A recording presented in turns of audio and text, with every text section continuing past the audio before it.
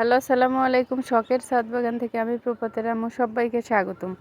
আজকে আমি আপনাদের দেখাবো লাস্ট টমেটো হারভেস্টিং। এই যে দেখেন, অনেক টমেটো হয়েছিল ছাদে, মাশাআল্লাহ অনেক টমেটো খেয়েছি। তবে আজকে যে গাছ প্রায় মরা মরা হয়ে গেছে, গাছের অবস্থা খুবই খারাপ। আমি আসলে ওইভাবে রোজার মধ্যে ছাদে তেমন আসতে পারিনি, এদের তেমন কোনো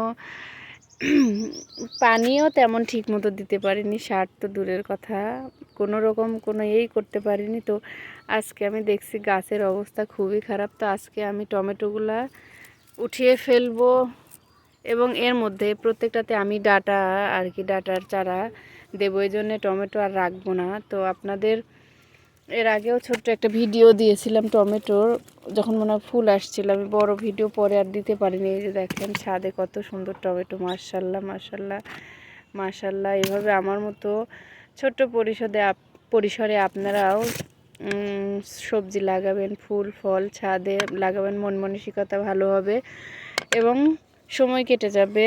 আপনারা চেষ্টা করবেন, চেষ্টা করলে সব কিছুই সম্ভব। এই যে দেখেন কত সুন্দর, আরও অনেক টমেটো হয়েছে। আমি আশেপাশে সবাইকে দিয়েছি, আমি নিজে খেয়েছি। এই দেখেন এখনও অনেক টমেটো আছে, বাট আমি আসলে এভাবে সময় দিতে পারতেছি না, গাছের অবস্থা খুবই খারাপ। তো এগুলা রাখতেই চাচ্ছি না, আমি আজকে সব উঠিয়ে ফেলবো,